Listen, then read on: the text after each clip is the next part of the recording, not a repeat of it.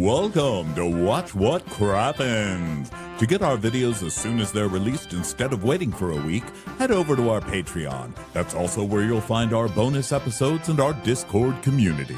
We love you guys.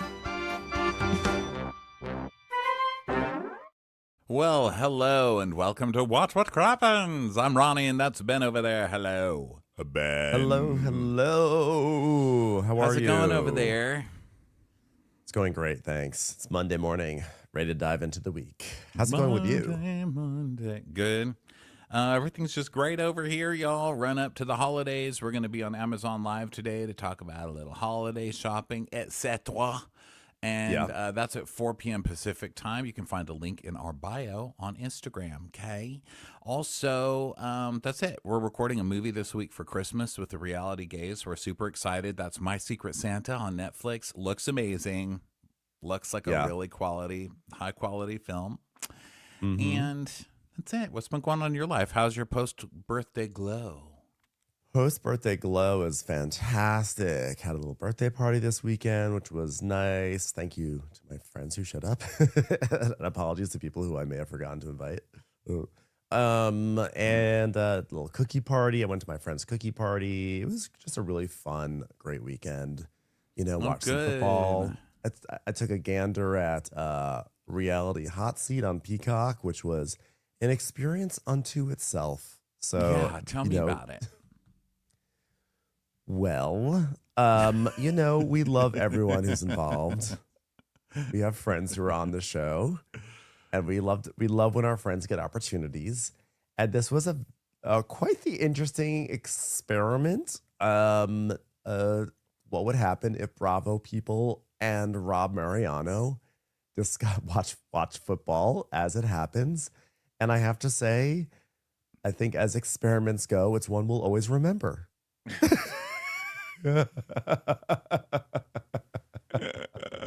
So it didn't hit very well, huh? So what'd they do? Just It was like sit around chaotic. and watch the game and talk about the game, or talk about other Yeah. stuff, or what?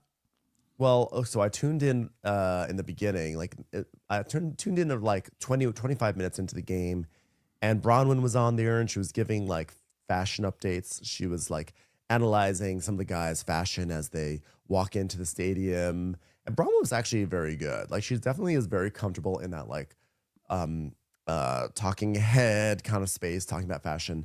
And then like, I don't know, it was like a lot of over talking, and you know, I'm one to talk. I'm one to over talk, I should say.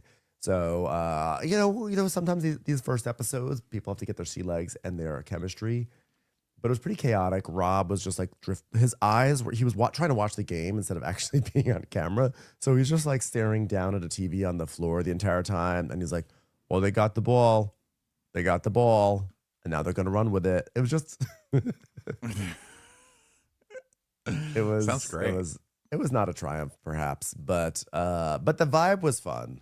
They had nice energy. They had a little in-studio audience. It was brightly lit. They were having fun. It was brightly lit. Yeah. Yes, Ben. I love that. That is totally someone who comes to see your community theater show and has nothing to say at the end. There were so many lights. Yeah. I mean, the lighting was just so bright. But it's like in Bullets Over Broadway where Diane Wiest, when she's read the playwright's script in that movie, and he's like, so what did you think? She's like, oh, well, I didn't really care for the story or the characters, but the binder, wonderful choice. But then, so it was weird because like the game was happening, but you weren't actually watching the game. You were watching like Bronwyn talk about fashion. I was like, but aren't you supposed to be like, what? Aren't we supposed to be able to see the game at the same time? Then I went to a cookie party and I came back for the final like 5 minutes of the game, and they were actually now watching the game. It was a split screen, and it was just chaotic. It reminded me of the time when you and I and Matt Whitfield auditioned for the People's Couch, and we were like, because that's literally what they were doing. And Heather Gay, I don't think Heather Gay was listening to anyone. She just kept on talking over every single person. And she kept on, people would like set her up for jokes, and she was like not yes-anding. She was just in her own world, and it was just like, oh no. Well, glad I missed it. Yeah. I watched a show called Obituary on Hulu that was really good. Oh, I It's love like a feel good comedy. it's so good. It's like a female Dexter. This girl Oh, who really? works the obituary section, he starts killing people. That was really good. And I watched a lot of the Secret Lives of Mormon Wives. Mm. And God, How was those that it going? just keeps going. I mean, I feel like I've been watching it for a long time. I mean, I can't binge it because it's just too much numbness in my brain at one time. I mean, they're just Mm. over and over, you know. They're like, well, I don't like her because I really don't appreciate what she did to me that time, but I'm gonna see her today at the water jug event. I think that's what they Water say. check. Oh no, they're like, oh Oh, my God, I have to see her today at the hydro jug event, and it's like a big deal. So like, oh my God, we cannot fight at the hydro jug event. And then the other girl's like, oh my God, they're gonna fight at the hydro jug event. And then they do fight at the hydro jug event, and I'm like, wow, hydro jug, really? I mean, I sit here and drink a hydro jug every day. Where's my damn million? Here it is, right here. Where's my? Why? yeah. Why am I not invited to fight with people every day? I drink out of this I thing every know. single day, hydro jug. Okay, you need me to tell Ben off while I do it to get some money from you people? I'm so far behind on my Secret Lives of Mormon Wives. And so now I'm in one of those holes where you fall so far behind that then the idea of like actually catching up is so intimidating that you just don't do it and then you fall farther behind. So I'm in one of those downward spirals. I just have to fix it, especially because there's so much controversy and everyone has a lot of anger about this reunion that aired over the weekend. So, Hmm. I feel like I want to weigh in. But guess what? We're not even here to talk about any of this stuff. We're here to talk about Real Housewives of Potomac, believe it or not, which we are recapping today, right now. Right now, Real Housewives of Potomac, season 10, episode 10, 10, 10. And it's And 10 called Blunt wins. Truths. Isn't that cute? 'Cause Oh, it's I get weed. that. Yeah, see? Yeah. So Giselle is car shopping for a G Wagon, and she only wants an electric G Wagon to help the Mm, earth or something. She wants to help all the mountains of ice that are melting mm. somewhere that may or may not have a protective shell over the environment. She doesn't really know. She just wants a big ass electric car. Mm, yeah, she definitely wants one, and she's trying to be a better global citizen, I guess. And she announces to Aaron, the car salesman, that her girlfriend's coming because she wants someone's opinion, which is hilarious. It's a G wagon. I mean, like you either want one or you don't, right? What else is there to say? Everyone knows what a G wagon is, or as I Yeah, call no it, one's a gonna come on wagon. a wagon. No Wagon housewife is gonna come on and be like, "Don't get a G wagon, get a Hyundai, a Hyundai." You know, or a Hyundai. a Hyundai. Like, you know No one's what? gonna Don't do get the that. wagon. Don't get the wagon. Here's what you do. Get an entry level Mazda. Okay. Yeah. So the person she chooses is her trusty friend, a very long time, very close friend to her. Only person she could trust to talk about G Wagons with, Wendy, who she's liked for, I Yeah. think, 5 minutes. So Wendy comes, and Wendy's like, oh my God, my G Wagon was stolen. They're like, no, it wasn't. You don't have a G Wagon. She's like, right, never mind. Write it up, Pulling right Eddie. out of my Write it up. garage. So Wendy is she joins and she says she wants an electric car, and Giselle's like, "Oh, thinking about the G wagon?" Nah. And she goes, "I am, but I don't want to pull a Stacy, because I want to tell you in advance. This is not gonna be another Happy Eddie situation." So they're like laughing because Stacy is the copycat allegedly of the entire group. Yeah, I love that they're making it sound like Wendy and Eddie went out into a farm and, dug stuff up and put little seeds in and grew with their lights and all the. They are also an imprint brand, everybody, with another with But another also company. Who like cares? It's like another housewife coming out with moisturizer, you know?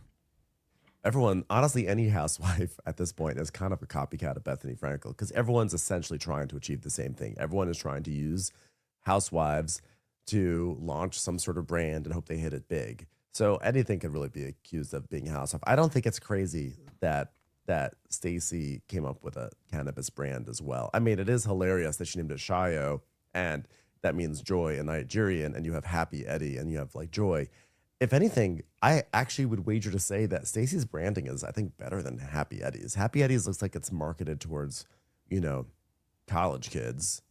I mean, Well, maybe that's the better branding. yeah, I Stacy's think actually so. looks like actually a sophisticated weed product.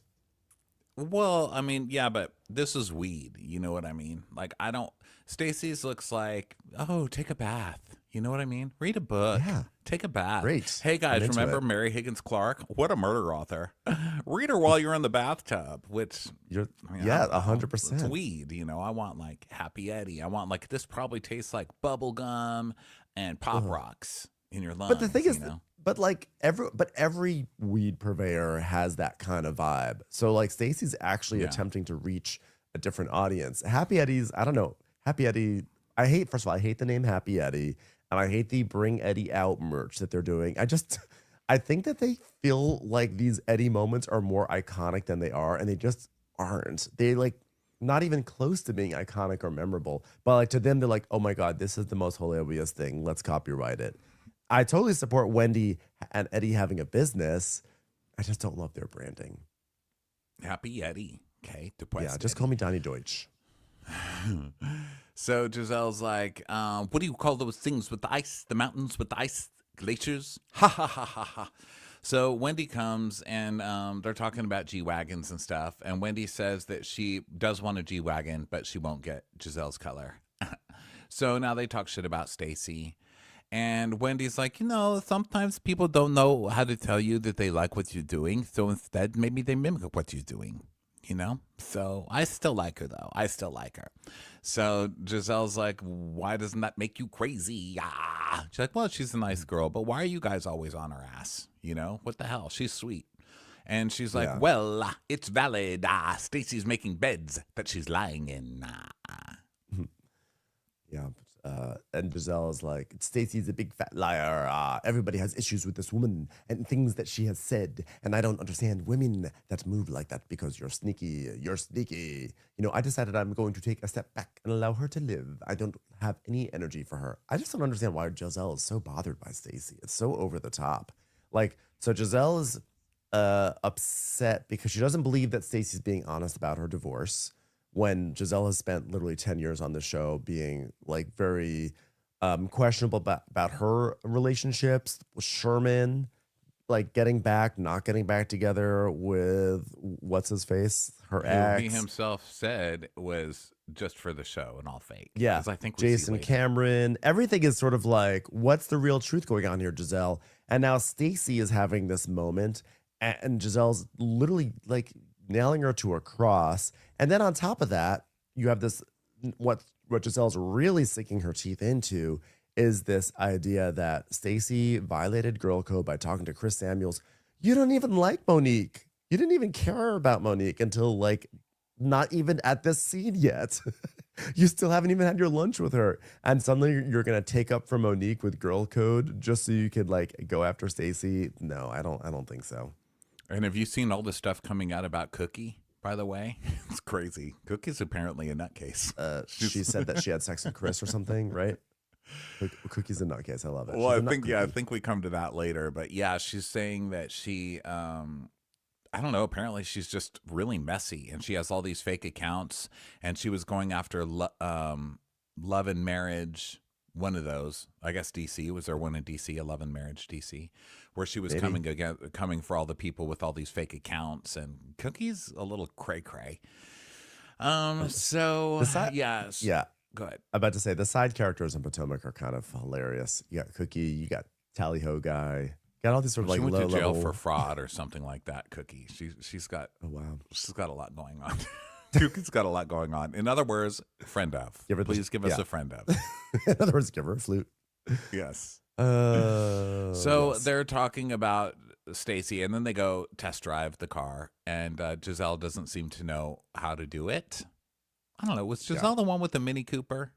Who drove the Mini Cooper? Was that her husband? Maybe. Or was that only on Married to Medicine, the little psychiatrist? Used to remember when he drove the Mini Cooper and it made you crazy, Greg, Quad's husband? Probably. I just remember Katie Cazorla used to have like one of those little smart cars, and I remember she pulled up once when we were doing Housewife Hoedown, and we were at that studio years ago, and I just remember Katie pulling up in this tiny little like box of a car, a thimble. She was basically driving a thimble with wheels, and she was waving out her window, and I was like, That's a small car. So she doesn't know where the D for drive is, and he's like, "We call that D plus now." So sorry for anybody looking for a drive. This is a Mercedes. All right, we've improved the drive. Okay, D plus. Wow. Is that so it has a better grade than what every other car has, which is every other car gets a D? Somebody's like, where's Giselle? Do you know how to drive? And she's like, I own the road. I own the road. And then she just goes speeding around some, suburban Potomac Street. Is that the Mercedes slogan? We own the road. Yeah. I own the road. Is it? I don't know. No, I think Maybe it's the like, best I or own nothing. the night. We own the road. I'm going to look into that. We own the road slogan. We own the road. I feel like I've heard that. I would look it up, but my keyboard has died. It's so I have not to plug it in. recognized. It's not recognized as a slogan. What the hell? I thought it was. We own the road? Yeah. Seems like a great slogan. We own the road. You know what would be great for? Like Bette Midler. I cleaned up this road. I own the road. Maybe it's me every time tax season comes along. I'm like, I own this road. I paid for it with my taxes. Why is there a pothole in this road? That's actually probably right. It's probably tax. It's probably insolent taxpayers. I own this road. You can't give me a ticket. I pay your salary, sir. So now Giselle's like, in the words of Karen, nah, I need to punch it. Da.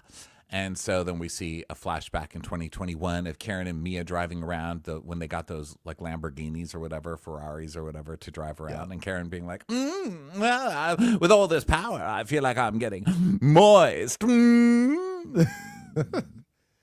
So Wendy's like, "Oh, how's Cowan doing?" And Giselle says, I don't know. I mean, don't you feel like she needs to be out like free Karen?" And they're like, "Yeah."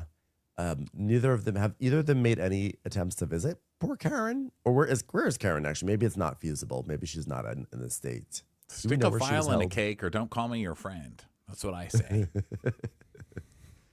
I feel like, I'm seeing Monique and it's like the gang's all back together. We need the rest of the gang. So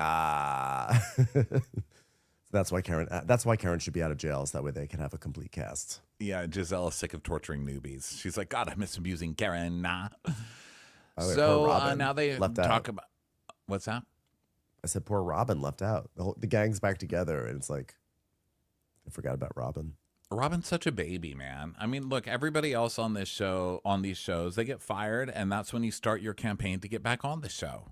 You're like, look how much better I'm doing. Look how I'm going to, lunch with somebody from the cast from a long time ago. I mean, even Teresa's out there working door to door. She became friends with the Gorgas again. I just saw that she made up with Kathy Wakili. So I saw that. That's something. She's going to Christmas at Melissa's. Yeah, that means they're going to try and reboot the whole family aspect of that show. If you're reading signs. So if Teresa can do it, you all can do it. That's the most pig-headed lady I've ever seen. So come on, Robin, get off your couch and make an effort. Yeah. Also, let's be honest, Robin. The reason why I believe the reason why Robin ultimately got fired is because she put information on Patreon before she put it on she withheld it from the show and put it on her Patreon. And I think after that, unless she had an amazing season, she was gonna be out of there. And she did not have an amazing season. And then she's mad at NBCU for dropping her. It's like you made yourself a fan unfavorite, and you withheld information, and then you're gonna be mad that you lost your job because of it. No. Yeah. You should have come to your reasonably shady party. Yeah, if you want your job back, you need to come out here and throw Juan under the bus. I love for the public's consumption, okay? Get with it. Also, honestly, not for nothing, she was actually pretty good on the Traitors. She had a nice turn on the Traitors, and she was building back her image. And because I remember when she was on the cast on the Traitors, we all were like, Robin on the Traitors, and then she was on there and she was good. And so, can I be honest? I forgot she was on the Traitors, and when she was, you were saying she was at BravoCon because of Traitors. I was like, oh, Robin's going to be on Traitors. That's cool. Good for her. Well, I forgot she was on there. She didn't last that long because she was outspoken, but she was actually she was likable. She commanded a lot of attention. And it reminded me that there actually was like for a good stretch of time on Potomac, I was a big Robin fan. I actually used to love Robin and Giselle together, and I used to really love Robin. I felt like she was like really cool and chill, but she kind of, she got hardened. She got hardened, and I think just like shit with Juan, it just sort of, it kind of like ruined her a little bit. Oh gosh, poor thing. God bless her. Poor thing. So, flashback to 2020 reunion because they're talking about Monique and Wendy's like, "Oh, last time I thought she had a binder, baby," and so we see the binder when Monique was questioning Giselle, and I love that binder. I still love the binder. It's so funny. It's like one of those iconic. old picture books, like It was so big with the granny wallpaper cover and everything. And she's like, "Well, this is my little receipt book. Everyone has a tab." And Giselle's saying, "Well, Jamal and I have been through a lot." And they're going, "Oh, yeah. Well, you got back together, but he told his girlfriend that it was just reality TV and it wasn't even true." Dun, dun, dun. Yeah. So back to the present, Monique is, Giselle says that she's feeling good about seeing her, and she's like, I guess Wendy's saying that she's feeling good about seeing her, that everything was light and everything, and Giselle's like, wondering well, where if she's everything the went same- wrong. Yeah, she's like, if this is the same woman from 5 years ago, I do not want to see her. Rah. As you were getting kicked out of her house for talking shit about her in her house. God, there's so many good Monique scenes of Monique telling off Giselle. I hope this piece that Monique is coming with lasts for about 2 weeks. Because I need to see her come for Giselle. Giselle needs somebody to come for her. She's just got free reign over there. She's coming for everybody all the time, and I need somebody to make Giselle answer. For what? I don't know. Her wallpaper. Really, anything. The color of her Angel living room. tried.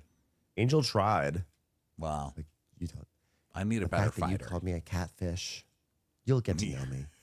So now we go to a brewery, and Stacey is there with her friend AJ. I love AJ. He's so funny.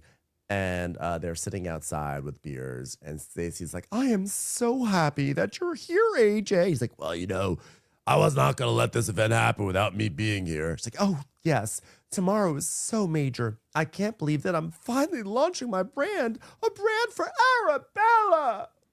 And making history, right? On Juneteenth." And she's like, "Look at God. Would you just look at God? Look at him." Won't he do it? I don't think... yes, like God controls everything, but like I don't think that this is like a big religious moment that you decided to have your brand launch on Juneteenth. It's not like it was like suddenly divine powers converged and we were able to do it. It's like you just scheduled it on that date. It's fine. It's good. It's great. It's a great date to do it. But like she's like, "Oh my God." So Stacey's like, well, I like that the president just took away Juneteenth, and then Stacey took it back. She's like, "No. If Juneteenth isn't Juneteenth, it's not Trump's birthday, okay? It is going to be the launch of Shio." So, good mind. So, Stacey for president. Yeah, truly. So we see Stacey, flashbacks to Stacey talking to a photographer about, how Shio came to be. And she's like, "Shio is going to be birthed into the world, photographer.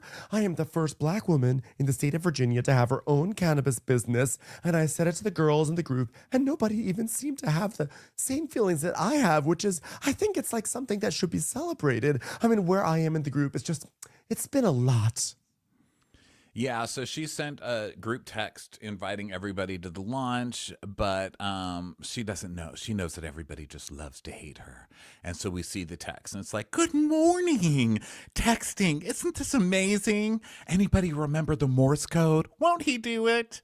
Although we are not in the best place right now, as I launch my business on Thursday, making history as the first Black woman to not only sell a bejeweled camel on QVC, but entrepreneur in the cannabis industry in Virginia. I want you to know that you are welcome.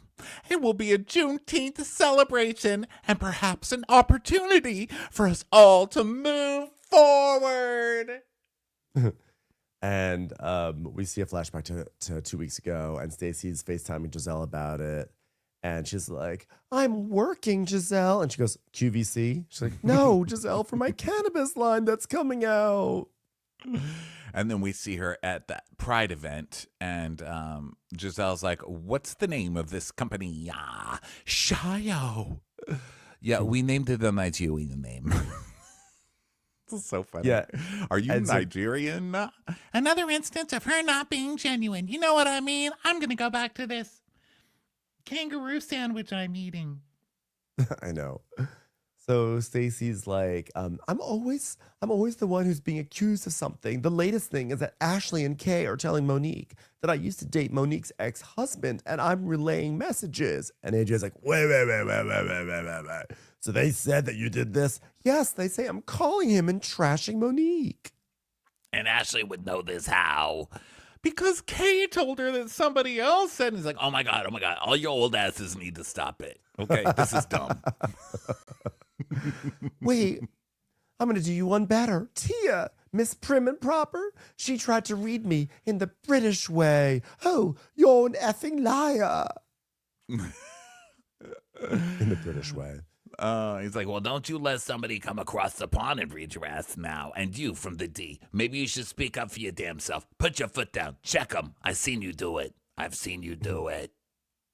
You know what? I am non-confrontational. It's just not my nature, as you will see in the rest of this episode. But I'm not stupid. There will come a point where enough is enough.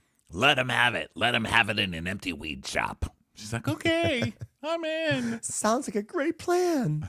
So now we go to Tia, who is she's at the real estate office, and she's just like chatting with this guy Rob, and just having a wisp of a professional scene where she's like, ooh, business, real estate, mortgage, rates, ooh. Having that business acumen, I've learned that quite late I've got handed everything growing up. My husband had shitloads of money, like I went to school with Sting's daughter, and Boy George lived next door.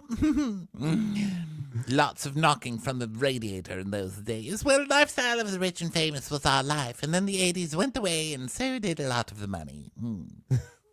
Yes, unfortunately, Stingette does no longer text my phone calls, but that's okay. We still will always have our treasured childhood memories of going to school together. Man, that 80s come down really was a bitch. That happened in my family too. My dad, we thought we were rich growing up, like rich, and we were not rich. It was all a lie. And then all the crash happened, and then we found out we were poor. That sucks. I'm still mad. I want to be rich. Yep. I want to be like a rich kid. That's fair to be mad about that, you know? Yeah. What the hell? 80s. Stupid 80s. It is a little bit sitcom-y, though, you have to admit. Like, you have to enjoy the fact that there's a sitcom premise in there. I mean, it's literally Schitt's Creek, right? It was. Yeah, my mom actually went from being a country club lady to opening a snack bar in the country club. And so she had to work for all the country club ladies. And I was so proud of her. I mean, I still am, because that's like crazy. That's like a crazy thing to put yourself through. And she did it. And it was like a sitcom. Like all the ladies who were their friends being like, oh, Rhonda, look at you making hamburgers.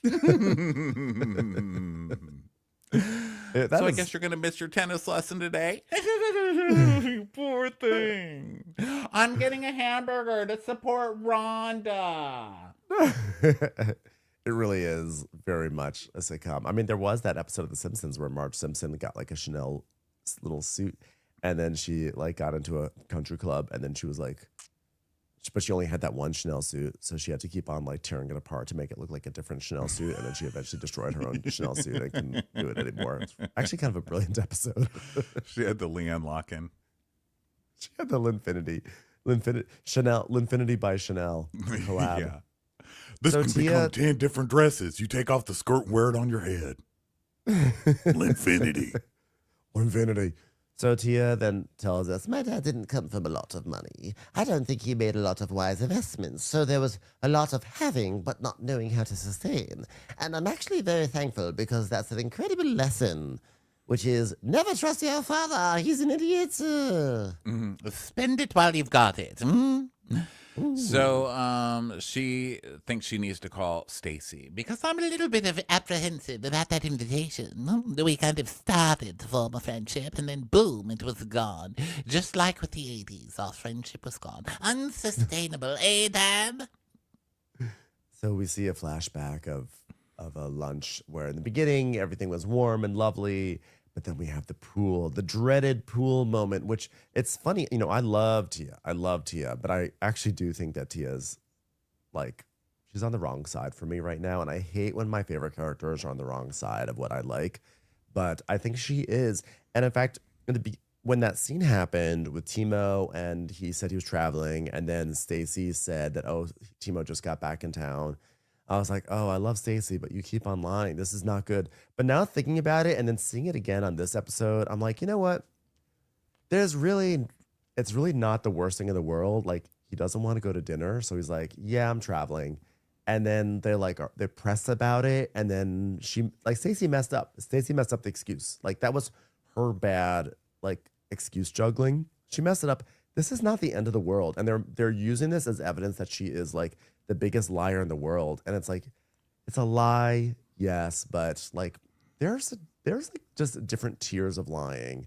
And other people on this cast have lied about way bigger and way worse. What do you think, Ronnie?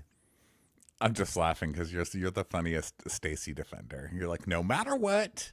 But No, I I do mean- agree with you. I mean, I think that this particular thing of the husband, we see her call and she says, so aren't you coming to this thing? And she says, oh, well, I'm not. Doesn't she say like, I'm not, he's not comfortable around the group yet. She said the truth first. Like, he's not ready to be around the group yet. And then Tia was like, but you said he was traveling. And she goes, oh, well, he was traveling. He just got back in tonight. So like, it just shows that her first instinct is to just tell a white lie, even though we know that she was telling that lie because her husband doesn't want to film with everybody, right? So, Right. and I guess she's thinking she can't say that, even though she did just say it. I don't know, but she's a little white liar. You know, she does tell a lot of like kind of innocent lies, but I can see how it would get on everybody's nerves. I think it's just it's kind of like the thing that we're going through on Salt Lake City, where do I think Meredith was drunk on a plane telling somebody off? Sure. Do I care? No, because I feel like they're all hypocrites and they all do this shit all the time. Exactly. So I'm like, why are you jumping on one person? You know? I don't love someone who is doing lots of little white lies all the time. I don't love that at all. And so I get the frustration with that. And I'm not saying like, oh, whatever, she just did a little lie. It's more like the fact that it gets escalated to like a loud fight. It's like, does it really like merit that degree? You know, Well, especially like from really, Ashley and Giselle, who are known to be liars on this show. I mean, Yeah. come on. I mean, I get it. It's like, it's rude. And like you invite someone to dinner and you're trying to make inroads. I get it. And it's frustrating.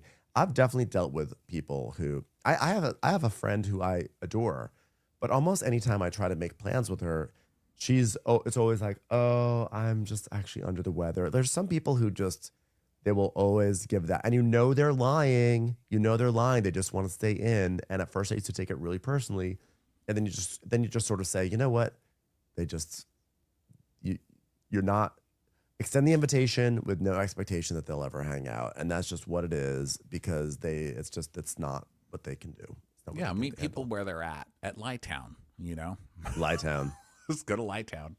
Yeah. So Tia does call her, and she's like, Oh, thank you so much for inviting me with that lovely invitation. I would like to come and support, and I figured we could probably talk because the way things happened at Giselle's event was not the way I would like them to happen. This is not the way. So Stacy's like, well, yeah, your response to me was very surprising, and I'm confused as to, I don't know what's going on with us. Oh, well, I'm disappointed about Stacey's lying, but she seems like she really wants to make amends. And I'm like, okay, what would Jesus do? Would he just spend all the money? Oh, wait, no, but also what would he do in this situation, too? Because I'm open. I haven't completely written you off yet. yeah, so they decide they're going to sit down and they're going to figure this out. So now we go on a date with Ashley and Beavis, which is super awkward. I still can't believe they're dating. Poor guy. It's not really his fault. But how does his hair get crazier every episode? Is he trying to fix it and it gets worse? Is it a wig? What's happening? I couldn't even tell today. I was confused because on the last episode, Ashley decided that she was going to drop this guy, and then they're going to like an arcade. And I was like, so is she not going to drop him?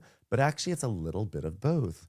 So they get there, they sit in it's like they're at like a Dave and Buster's, and there's like a guy in like a brightly sequined shirt being like, welcome, here's your seats. And so they sit down and they're like doing this driving thing. And she's like, oh, it's bucket seats. And they are having a very fun time. And Ashley tells us that There's something like a little different between the dates with that Josh and I go on versus like maybe some of my older suitors. I'm like, yeah, sorry, you're not going to a sample sale at Tommy Bahama with Ralph's. It's just so weird to be with a guy who doesn't fart without knowing it. You know, I said Tommy Bahama with Ralph's instead of Tommy Bahamas with Ralph. Isn't that weird? I pluralized the wrong word. Well, there is a grocery store called Ralph's, so I can see what you're saying. So we see a clip from a date where they were playing beer pong. And she's like, Wow, one of the guys I dated rented out a whole restaurant. One guy took me on a private jet to Vegas. And, that's just like the caliber that I've been used to. So, okay, so you just want a rich guy. Well, stop torturing the poor guys. Let him. Don't waste all of his years when you're just looking for an old rich guy. And also, look how that worked out. I mean, it was Gollum. Is it worth it?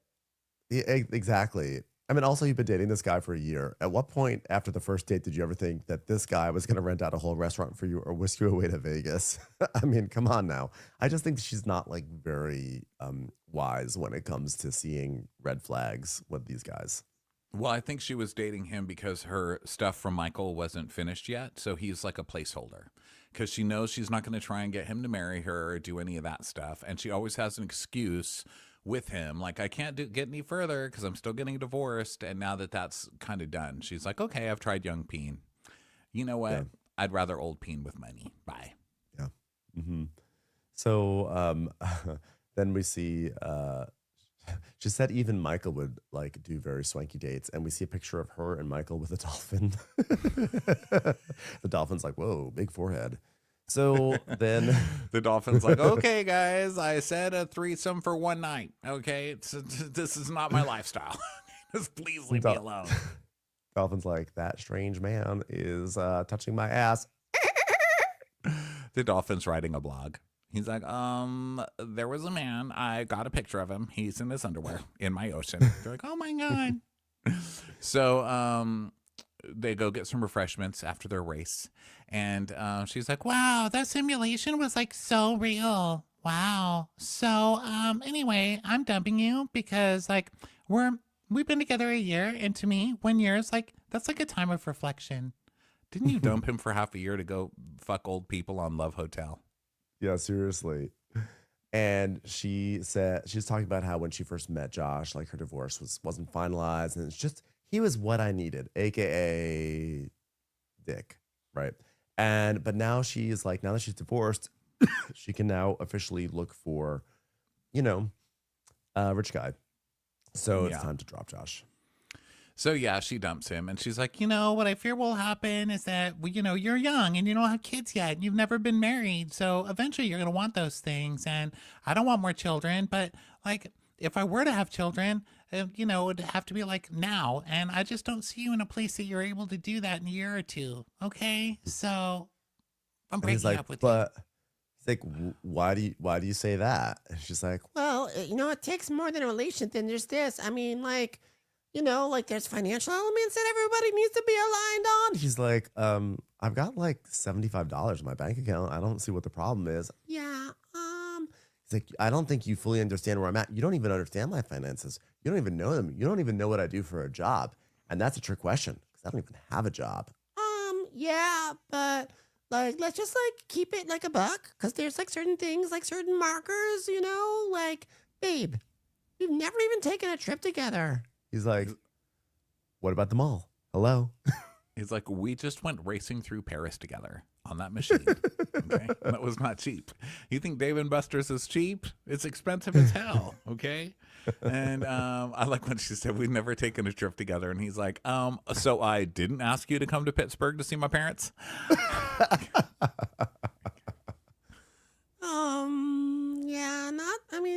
Yeah, we could do better than Pittsburgh. She's like, I'm saying like internationally, like we've been dating for a year. He's like, oh, well, I mean, are you open to Toronto? So he's like, well, I don't need a trip to solidify our relationship. She's like, but like we just need a trip to have fun, he's like, okay, then let's take a trip this weekend. Okay, like, I don't know, this may be crazy. Harrisburg, Pennsylvania. Beautiful this time of year. There is a native casino 5 miles from here with your name written right on the nickel machines. All right. It's called That's it, Delmarva Peninsula. Delmarva Peninsula, everyone. We're Have going. you ever been on a boat on a river with a slot machine inside of it? Oh, yeah. What about the Poconos? Yeah, so this is kind of harsh because she's basically like, you're poor and I'm leaving you. And he's like, oh, you don't know that I'm poor. She's like, yeah, I do. He's like, no, you don't. She's like, yeah, I do. You're not, you don't have enough money and you've got way too much hair on your head. Okay? Call me when your nipples start talking to your belly button. Okay? And he's like, I thought we were on a date, but actually you just brought me on TV so that way America could see that you've just dumped me. So, okay, great. Thank you so much. So am I And going by to the way, get I help support. paying for these nachos? Okay. Yeah. I support her dumping him, by the way. But like, it also was kind of funny because he definitely thought he was on like shooting a nice scene where he was on a date and he actually he got dumped. So he's like, can I at least walk you out? She's like, I'd like that. So they walk out. And I guess that's the end of Josh. Too For bad. now. So End of then an we era. go to, because already 2 days later, she's like, oh, I miss Josh. So you never know. So now we go to lunch with Giselle and Monica. And we hear clips of them fighting in the past. And Monique's like, bottom behind trick. And she's like, shut the fuck up. I'm like a ninja waiting for the right moment to blow your face off. Pastor Holy Whore. So Monique says, back in the day, I just think Giselle was a hater and she was miserable and she just wanted to pick on people. And I don't really know what things are going to like turn out like, but I've showed so much grace to Giselle on so many different times. There's only so much that I can take. And if you show me your ass, I'm going to kick it. And then she just laughs. I mean, maybe that's not the right analogy to make right now. So Monique comes and they're, making small talk. You look good, da. You look good, da. You look good, da. Well, I don't know what's going to happen. At least I could look cute, da. So they talk about how they have a lot to discuss. And Giselle's like, do I begin with drag me, Monica? I mean, maybe start with your own problems. Like, why are you taking it back to a Candace fight from 2018? I know. And we see a flashback to Monique saying, I will still drag you, pregnant and all. And Candace goes, drag me, Monique. So I totally forgot about Drag Me Monique. So Monique is like, no. My dragging days are over. That's behind me. I've been delivered. Like, yeah. Well, it's also like you realize you're back on Bravo, right? Like the dragging will have to resume. So she said, wow, so much has happened over the past 5 years. I mean, I had to really sit back and be like, why was I mad at Giselle again? And then I remembered instantly a flood of memories came back. And I thought, wow, there are actually so many reasons to be mad at her. So funny. I couldn't remember why I was mad at you. I just have had nightmares every single night since you came back into my life where this giant neck is trying to swallow me whole. It's like, okay, yeah. That's enough now. She's like, but I've healed and I like to do self-reflection, because I was just so busy being the victim and I was mad at everybody else. And then when I started going through divorce, which you can relate to, remember, you got dumped. And it was like you start peeling back all these layers and seeing what you've contributed to certain situations. Right, Giselle? It's like, nope, I contributed nothing to my divorce. Nice story, though.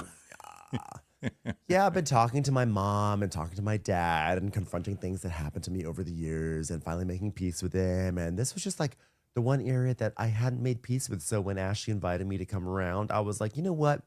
This would be a good opportunity to continue my healing journey. But by the way, it doesn't mean you're off the hook. She's like, yeah, I'm not just falling on a sword. Here's a sword for you too. Yeah. And so she's like, so what did you come up with after you reflected? She's like, well, you have a tendency, Giselle, to be in people's relationships. And I think that's where it went off the rails with the whole like trainer situation.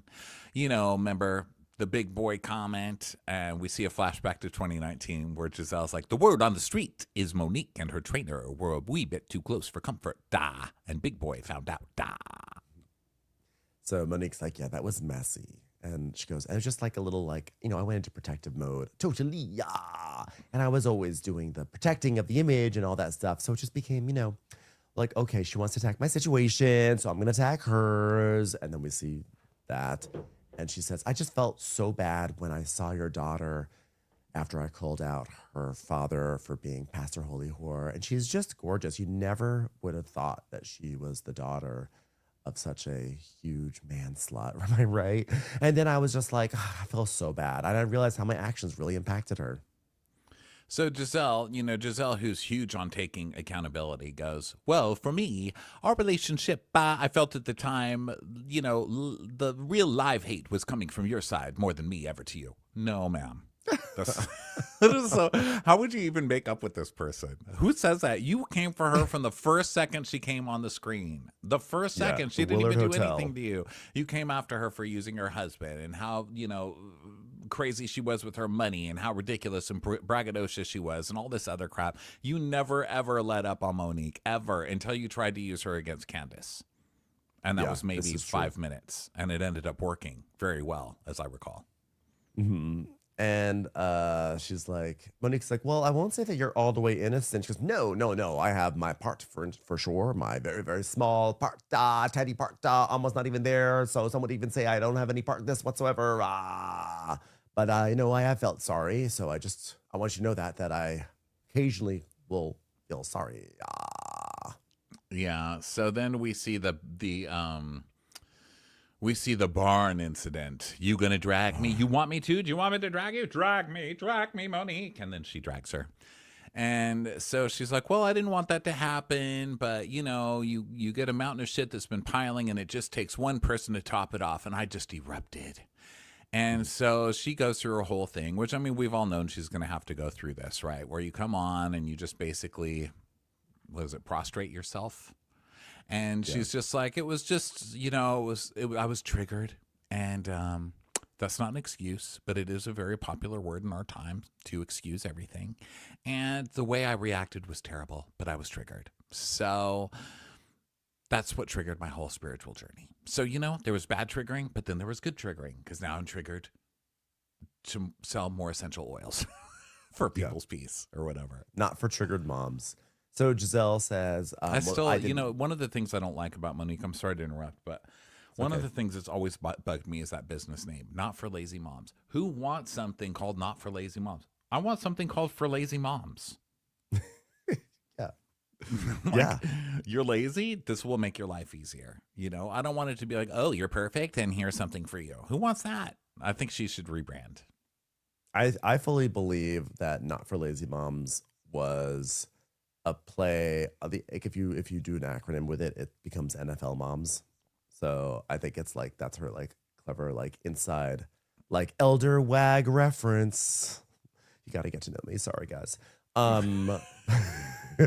I never realized that was NFL Moms. NFL. Oh, what a dummy. Yep, NFL. Not for Lazy Moms. I think she was like, I want to call it like it's something that's branded for my fellow NFL moms, but I can't say NFL, so I'll call it Not for Lazy Moms. Got it. Okay, so Giselle's like, I just couldn't figure out like who was the person in your ear that was making you be crazy. So in my mind, I just blamed it on your husband. You were making her crazy. You were the one. You were the one trying to fan that fight between Candace and Monique for the whole season, and it finally worked. I remember when that fight happened, I was more disappointed that Monique fell for it than the actual fight itself. I was like, come on, you fell for this? This is the oldest trick in the book. This is Giselle 101. How are you falling for this? So Monique says, it was just pressure. I'm not going to sit here and just blame it on him. You know how it is when you're a public figure. There's a certain image that has to be upheld. And then I was also a perfectionist. It was just a recipe for disaster. Well, I was going to say, I wanted to come and just be like, fuck you, Monica. She's like, I know, right? Isn't it funny? Because I was just like, I don't know what this is to expect with this lunch, but like, I'm very happy with how this concluded. We both concluded that because I'm a public figure, I had a lot of pressure on me and you had nothing to do with it. And we can now move on as friends, right? That sounds perfect. I love all the responsibility you didn't take. This was fun. It's like, yes. Yeah. And now we can talk trash each other, but we just have to be honest about it. And so they laugh. And now a time-honored tradition, which is seeing someone go to the jewelers to look at rings that are way too expensive for their budget on Bravo. Show me a $20 million ring. Good dude. It's for Kierna. Okay, now let's hurry this up before I go back to my nonprofit that I work at. Before I get that $2 million ring. Yeah, I'm not sure. So I think he has like a private practice and this other thing, right? I mean, I'm not really sure, but he seems to have a lot of money. I mean, all this whole season is talking about what Greg's buying. Greg's buying a condo. Greg's buying a $2 million ring. Greg.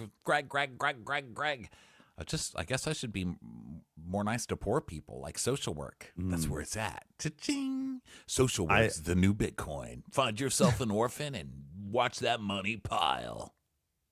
I just tried to type in Greg, like find out what he did, and Google AI, pops up, and they're like, Kierna Stewart's boyfriend is Greg Diggs, and they showed a picture of Kierna's brother, and I was like, oh. I was like, that's a flower in the attics moment I think I could support. Okay, so Greg is there with the mom and the brother, and they're looking at the $2 million ring, and then that's a 20.7 carat ring, which is cray-cray. And then we see another one, and he's like, yeah, this might be too big for her finger, though. Yeah, so I'm going to have to, I don't know, clear some stuff off my credit card. Okay, these are all jokes, by the way, right? I'm rich as hell.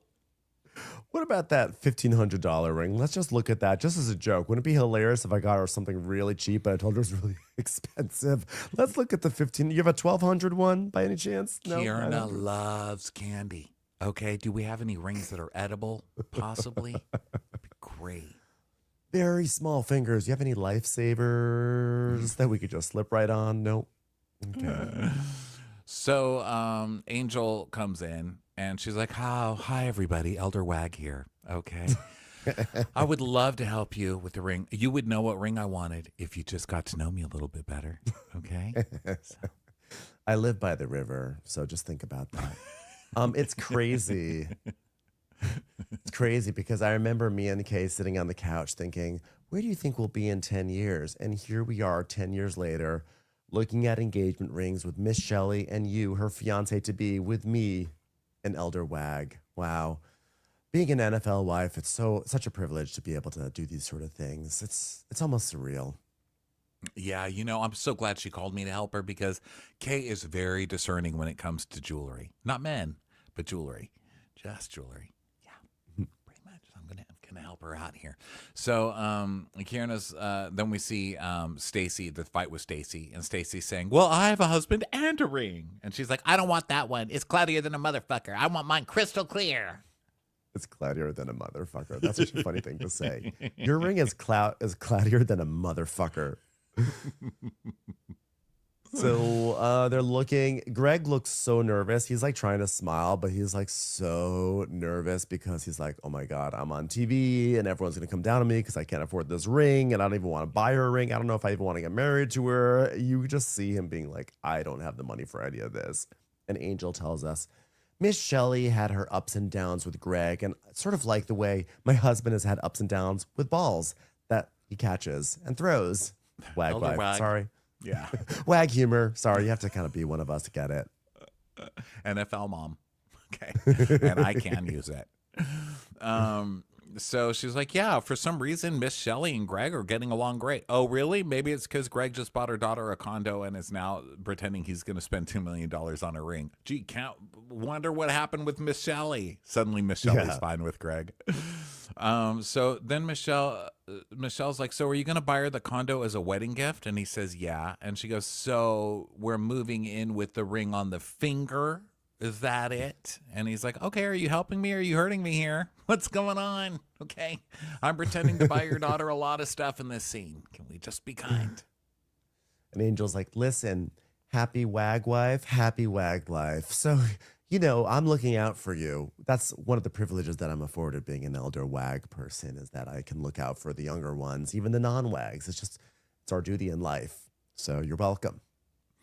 Yeah, so they start looking at different ones, and the salesperson's like, well, we have an emerald cut. This one has more girth. And Michelle's like, yeah, we're going to go for the girth. And he's like, oh, God, why is everybody making me feel so small today?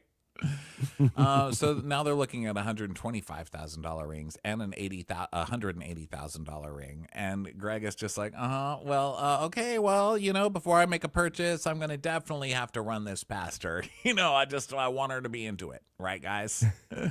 Yeah.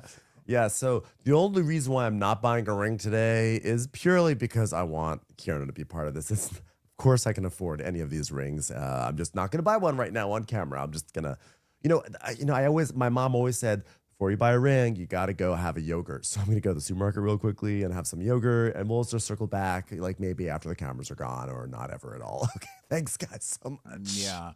So what's the deal, do you think, with her? How did that story change so quickly from like the mom being over at her house being like, I'm so proud of you for getting your condo, honey, and standing on your own 2 feet, to this, like, now Greg has bought the condo? Did she buy the condo and now he's going to pay it off? Or is this a condo that's in, I need to know more about the condo. I don't think even care Kiara about the relationships on this show. I want to know about the real estate. I think Kiara sat down Greg and her mom and said, look, I got so much shit from you guys last year, from the audience, because of you guys. Okay, this is a paycheck. If we all want to rise up, I have to do well on this show. So you two pretend to get along, okay? Pretend to get me a ring, because I need to stay on this show, and I can't deal with any more of your bullshit, right? I'm going to rent a condo, and then we'll just say you got it for me or something. I don't know. All that stuff. Okay, so then Angel's like, wow, it's just so brave for Kay to course correct where Greg is concerned. Wow. So brave. Just so brave. To go back to a man who shows you nothing but disrespect on TV, I mean, that is bravery, Elder Wag. Elder Wag here. To go from chin checking to course correcting, it's just such a journey for her. So she's like, we aren't spring chickens. And I tell her, we are middle-aged wags. Well, I mean, I'm a wag. She's not, she's, what do you call a wife of someone who has a nonprofit instead of a wife of a football player? Is that a wan? Is that a WANP? I don't know. We're gonna have to work on that. I'll get together with my wag sisters and we'll figure out an acronym for her. And the salesperson's like, oh, don't worry, hun. She's going to be happy with whatever you buy her. And Michelle goes, no. And he goes, oh, yeah, I agree. She's going to be happy with anything I get her. I know it. And the mom is just looking like, how did I even end up on a screen with these idiots? Yeah, not up for it. Now Ashley goes to a store called Salt and Sundry with her sister Jessica, who's 17, sweet kid. Ashley is dressed like she's going to a cocktail party. And, her sister is just like dressed like it's like after school or something like that. And I'm like, why are you so dressed up for the scene, Ashley? Did you notice that? She's like in a little pink dress, like a little frill, not frill, but like it sort of goes out in the bottom. I'm like, why? You are dressed, you're like, she's in full glam. I'm like, you're in a candle shop with your teenage sister. You're shopping for college. Like, you look crazy. And why? the sister's like, well, jeans and t-shirts. She's like, I just like minimalistic things. Like a thong? Okay, well, not today, but okay. Well, it's just so exciting because, I'm adulting and I find myself excited about like pots and glasses. Oh, wow. That's Nope. Nope. Still don't want to get a thong. Still talking about flatware. okay. Pots and glasses. Have you also thought about like a 67-year-old suitor when you turn 18? No. Okay, just consider it. So she's about to go to college, and Ashley is glad she can help her family because her uncle was there for her when she needed it, and so she's blessed that she can help her sister. And so Ashley's like, oh, a bathrobe would be nice, right, for your house? And she's like, wow, that's very specific. So we're here to talk about you, obviously. So she literally says that. That's very specific. You are my famous and wealthy older sister, and the best you can do is get me a bathrobe. Thanks for taking me to Salt and Sundry, whatever that means. So she's like, we're here to talk about you. Just talk about you. She's like, oh my God, Josh and I called it quits. And she's like, yeah, right. You just saying that. It's like, well, we haven't talked in 2 days. Yeah, Jessica's not Josh's friend. And we see like a flashback to her, how Jessica does not like Josh. And she's like, I'd be lying if I said I didn't miss Josh, but like, that life is not for me. You can only do so many fake Karen Huger driving video games before you realize you want to get behind the wheel yourself. Yeah, she wants a rich dude. So she's like, I'm not asking too much. My man is out there somewhere, and I'm gonna find him. I'm just listening for the soft beeping of an oxygen machine. Somewhere out there, there's an old decrepit man Beep. with leathery wrinkled skin and mucus and phlegm in his lungs. Beep. Damn it, I lost another one. Start the He song was out- over. Start the song He was over. out there. He was out there, but he's not more. So now she's talking about the dad, and the mom is saying that there was a chance that you weren't going to be visiting, and you really put your foot down about your dad and his addiction issues. And she's like, yeah, look, I put my foot down, but basically they talk about how the dad is an addict, and she's like, yeah, I've been the one dealing with it with all these years, and I understand that people aren't going to change overnight, but like, what are you going to do? It's addiction, So she's crying. It's really sad. This poor girl, 17, having to. This is such a weight on kids. Feel so bad for her. She's crying, and Ashley is there for. They have like a really nice hug and a cry. It's really heartbreaking. And this I have to say, this girl seems to have a really good head on her shoulders, because she seems to have like sort of a mature outlook and like an awareness of the situation. But gosh, felt really bad for her. Yeah, so now we go to Eddie and Wendy setting up their dispensary. Now we're going to have dispensary battles. Yeah, I have to say, Eddie's doing like a pop-up, and it's like he's in like the foyer of some small, low-ceilinged clinic, maybe. I was like, oh, I thought it was gonna be when we see them like getting out of the car, I thought it was like, oh, they're doing a pop-up at some convention or some place with lots of foot traffic, and it was actually like a very sad little setup that they had there. I was like, It was a little dispensary, yeah. And I Just love doing well. Wendy, like, dressed to the nines, just looking all glamorous and doing all her shots in front of an ATM machine. yeah. This is so funny. So we see that he's got a zillion products now, and they start, and Wendy's like, oh my God, if I knew your pop-ups were like this, I'd come to more pop-ups. And so she says the only reason she's here is because he's named one of his flowers the Nutty Professor. And he's named it after Wendy, guys. Wow. So Wendy's saying, one of the girls in our friendship group, she started a cannabis brand, and this person, the bud tender, is like, oh my God, that's amazing. She's like, no, you're supposed to say what a copycat, but you can let's try it again from the top. Okay, bud tender. Are they called that, bud tenders? Is that what the thing? Really? Yeah. So then Wendy's like, yeah, Stacy didn't even want me to see the inner workings of what she had going on. And then we see a flashback to their lunch, and Stacy's like, well, with Eddie's business, it might be a conflict of interest to have you on site. So, are you kidding? What are you talking about? Corporate espionage. Happy Eddie is not trying to steal from Shio. Okay. I know. So not. Wendy's like, no, I'm not bothered that I wasn't invited. I mean, she's already stolen enough information from me. She doesn't need no more. Yeah. So then Stacy is. We go to the Shio launch, and there's a line out the door, and Stacy and AJ are walking up, and she's like, well, I have so much body in such a little dress. Look at me, AJ. He's like, oh yeah, look, there's a line over there too. They're ready for you, baby. She's like, oh my gosh, guys, hi, Dr. Carmen. So great to see you. And we see this Dr. Carmen Cotto, who works with it, whatever. So Stacy starts talking to us about Shio and how it was a dream. Something I prayed for. I would just close my eyes and I would say, God, please send me a drug empire.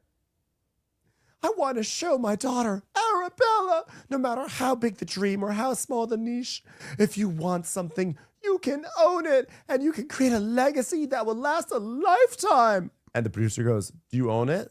Well, I love my partners, and I love my business partnership with Jushi. My partners are well respected, so I can't help but be successful.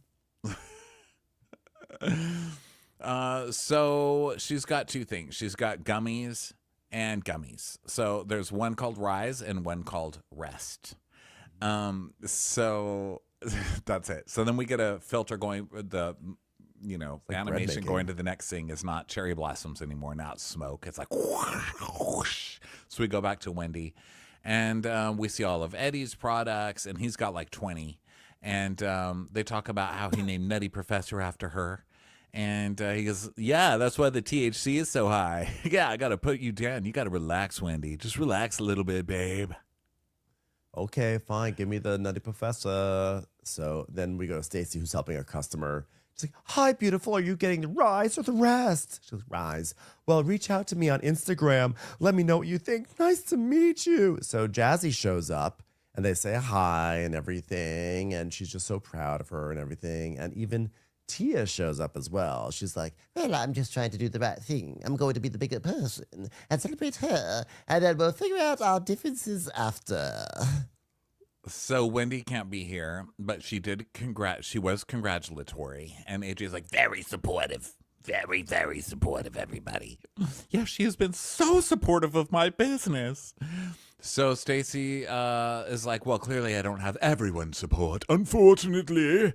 Because Angel's not going to be there, and Miss Giselle won't be there either. And Giselle goes, yes, sir, I was invited. And I told her, I don't want to. and Kieran is like, Thank you, no thank you. so Stacy's like, but that doesn't take away from the celebration of launching a brand that's going to be a legacy for Arabella. Timo's not there either, by the way, because he is quote unquote traveling, as he always is. So back over at the other one, the bartender's charging someone for $76, and Wendy. It's Wendy. Yeah, Actually, she has to pay. Wendy has to. I guess she's trying to be like, it's like when you vote for yourself on an election day. Like oh, it's an elect. But she can't remember her own PIN, which at first when it was like invalid PIN, I was like, oh, this is not good. Is this a sign of what's to come? But she remembers it, and she makes her payment. Yeah, so then we see a flashback to their oregano rolling party. And she's like, but to see you grow oregano to actual flour, that's a testament to staying the course and listening to your consumers. And so they talk about how huge they are. And he's like, yeah, can't copycat this one. So then back at the other event, Stacy's like, oh, try one. You don't have to worry about driving. They're not infused. What does that mean? Why would I want your weed gummy? bears? So I guess you can taste the flavor of it without having to without getting the THC. I don't know. Maybe I it's have no illegal idea. to give It's out like just samples actual with THC. It's just Haribo gummy bears that she's just handing out. She's like, taste it. It's delicious. Doesn't even have any weed in it. So Ashley shows up and she clocks Stacy's dress because she's like, Funny, I wore this dress like last week. and we do see footage of her wearing the same dress, which, I imagine it's just like a coincidence, but it is hilarious that they do keep on catching Stacy doing all these copycat things. And we see the footage and she's like, Oh, we have this. I wore the same dress. We have the same style. she's like, okay, Ashley, you're coming in with a mess. Let's settle down. Okay. So she's like, girl, if you want to be me, just say that. So now she's like, we're even wearing the same crimpy today because her hair's crimped. Yeah. And Stacy goes, I know. What's your inspiration? She's like, not you. So then we go to a flashback where Stacy is saying she got a message from Ashley and she's going to be there. And so Stacy was so happy and replied, I'm happy to see you here. And Ashley's like, well, I know we go back and forth, but one thing I do appreciate about us is that ultimately we can support each other. For example, you're married to a rich older white guy. So there's something we've got in common. I'm into that. Yeah. Does he have any friends? You know what, Ashley, that was a very lovely sentiment. And with that said, I'd like to talk to you about something in private. And by private, I mean just 3 feet over here to the left. Okay, can we go have a fight? Thank you. Meet me in front of the neon lights and the ATM machine. Okay, yeah, right here. In other words, 2 steps away. So Stacy's like, well, I want to ask you, how do you want to move forward? Because I feel like you concentrate on anything you perceive to be negative about me instead of concentrating on how we can move forward. Well, because there's always instances that made me see you in a different light, Stacey. Well, everything that you bring, I've proven to be false, even the thing with Monique. Well, you tried. I mean, Monique is choosing to let it go, so am I. And by me letting it go, it means that I'm still holding on to it, but I'm going to say I'm letting it go. And also, Wendy is choosing to let it go. She doesn't have a problem with my brand. And AJ's like, what's going on over there? What are those old ladies fighting about? Ooh, you're wondering what I'm wondering. Ooh. So Well, I Ash- have no qualms about your business, but I also don't want you to be a lying asshole about it. Oh, okay, fine. Lying asshole? Really? Well, can you just acknowledge that? Well, can Yes. you acknowledge that I've apologized and I'm asking you, woman to woman, I need you to stop. No, I need you to stop too. I always start at ground zero with you, and you give me something else. So if you stop giving me something, I'll stop talking. Isn't ground zero like a war term?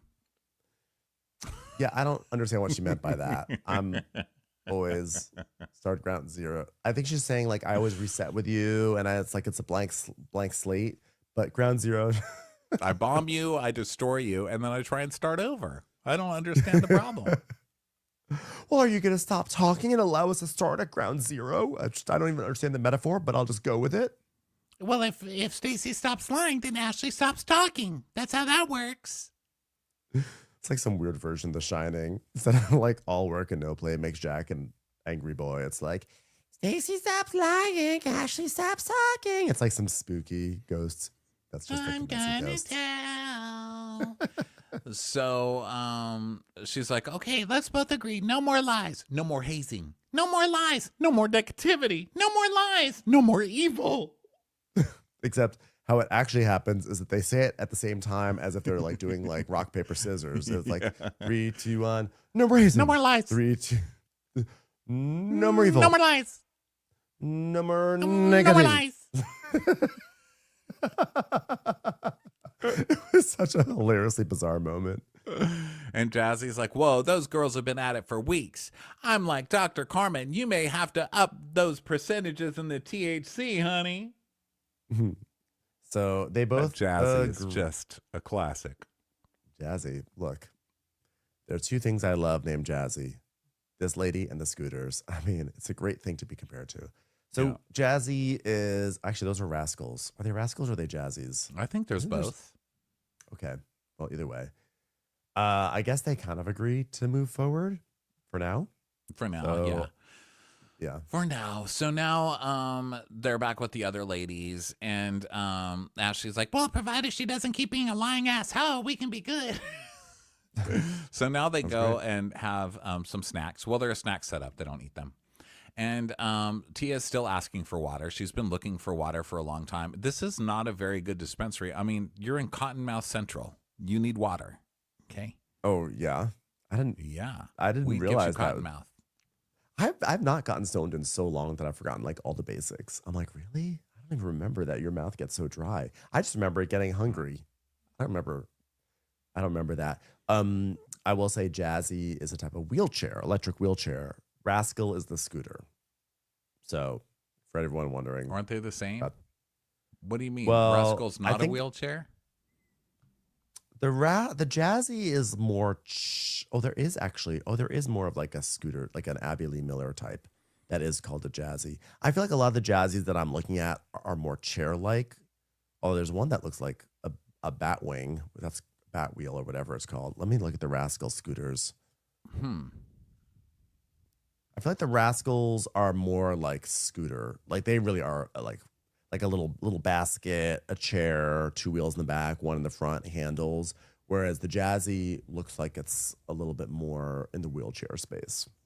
4 wheels or 2 wheels. Just 300 pounds. How do you get them in and out of your car if you're disabled?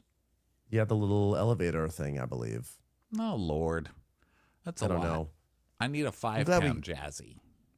It's really important that we do some, make sure we honor the brands. Yeah. So Ashley is, So now they all go to a separate room. They're like, okay, it's time to have our end of the episode fight. So we have to go into private. They go into this room. It's like the employee lounge or something like that in this dispensary. Yeah, they so sit down. Ashley's like, okay, look, Stacy, I just want you to understand that I've been on this show for 10 years, And, you know, my feet have been held to the fire too. And that's just how we conduct ourselves. This is Real Housewives. So you are going to be questioned on stuff. And that's just it. So Yes. be okay with it, which I think is actually decent advice. And Stacey's like, well, okay, I'm learning that. I'm just hoping there's a way we can understand each other. So I just want to say something in this moment as someone who didn't have a weed line, but suddenly does have a weed line that she never had. This conversation is great because I think that's where we're having an issue, for example. And Tia's like, Well, I want us to get to the bottom of it because you're pointing at me. and she goes, okay. So I met you in the morning. You invited Timo and me to dinner. He said, no, thank you. I'm traveling. So then we see the clip of that. And Stacey's like, and then I introduced you to Timo before everybody else because I felt like you were neutral. But then Wendy called me and she said, why aren't you here? And I said, well, I never agreed to be there and Timo's traveling. And you were in the background and you said she's full of it. And that's not true. You said I was full of it. No. You said that Timo just flew back. Let me finish. Well, no, but that's what I said, and you were full of it. Ooh, and by full of it, I mean poop, pew, disgusting poop. Yeah, so we see a flashback where Stacey is clearly lying about what Timo's doing because she doesn't want him to have to go to this dinner or whatever. So she's so now they're just arguing back and forth. Like, it was the truth. No, it wasn't the truth. And Stacey's like, well, I'm gonna tell the truth. And if I decline dinner with you, I decline dinner. It doesn't matter why. And the issue about my comfort level with Wendy and Eddie, that was none of your business. And she's like, Well, I didn't specifically say. She said, how come you met Timo? That's why I said it, because she asked me why I'd met Timo. and she's like, can I just finish? Timo has only seen them in one. Wait, but what is it? Can I finish? Land the Okay, plane. it's like- Just land the plane. The plane that Timo's traveling on and he just got back from and he just took off from at the same time. Let me finish. I would like to be finished. Okay, so as I was saying, Timo has only seen a glimpse of them, as in the group, and that was from a very hurtful personal moment that happened in January. See a flashback to them basically saying that Stacey paid off TJ to be her boyfriend. And my reason for not being there has to do with Wendy and Eddie. That's what she's saying at the reunion. So Tia's like, I'm going to tell you why I'm upset with you. But I came into this group. I had heard things that were alleged against you. and we see a flashback of Giselle, you know, telling Tia that Stacey lies. Yeah, and she's like, And I gave you the benefit of the doubt. All the while, she's calling me, and you need to have my back with these ladies, this and that. I never said that. Oh, yes, you did. You called me. So then Stacey's like, you're a liar. Well, why are you trying to hijack this conversation, Stacey? Because you're trying to build a case. Oh, go ahead. Well, if you just shut up for a second. oh, you are not going to tell me to shut up. Well, as I was saying before, I was rudely interrupted. No, wait. Whoosah. Okay, woosah, whatever you say. She's like, no, this is the real her. She just plays prim and proper. She's like, Oh, I do not need to play Detroit. I am prim and proper. I've extended my manners. Now watch which side my fork is on. The right side of the plate. That's called manners. You didn't extend any matters. You didn't. You acted so unladylike. and Oh, you don't want manners? Then you shan't be getting my manners. just Look at want me to fit holding in my so knife in bad. the left hand. Suck it. Suck it. You want to fit in so bad, Tia. Oh, you are the person that has been in this group for 1 year, and you still don't fucking fit in. Oh, I said fucking. That's right. Well, where are the manners now? What does that say about you, Milo? And Jazzy's like, you can't go swearing in her event. This is not Juneteenth vibes. Yeah, you're a tryhard, just like your fashions, Tia. this is not Juneteenth vibes.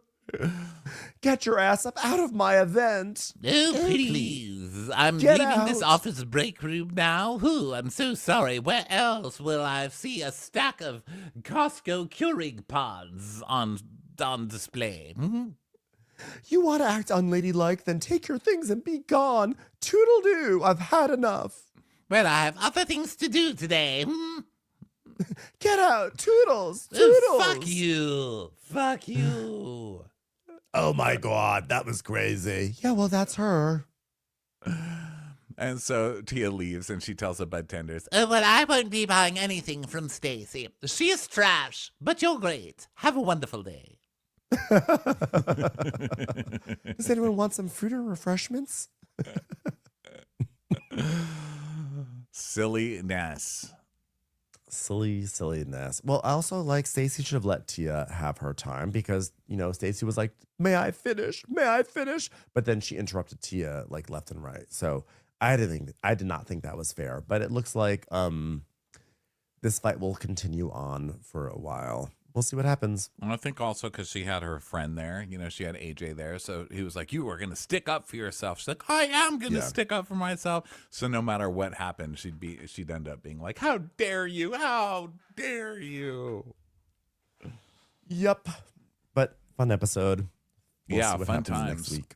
All right, everybody. Thanks so much for being here. We will be back a little later with some Married to Medicine action and tons of other stuff this week. So just keep on coming back. We'll talk to you soon. Bye. Bye.